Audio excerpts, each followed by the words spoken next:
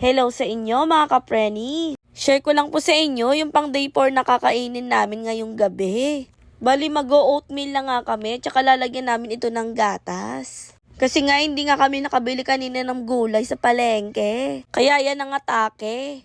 Ayan, mag-oatmeal ka muna. O ayan, mag-oatmeal muna ako para mabawas-bawasan man lang yung aking timbang. Kasi nga yung mga nakaraang araw ay nagkikrave pa rin ako sa may kanin. Nasanay kasi akong kumain ng maraming kanin sa gabi. Alam niyo naman si Kapreni, food is life. Masasarap kasi yung mga naluto kong ulam.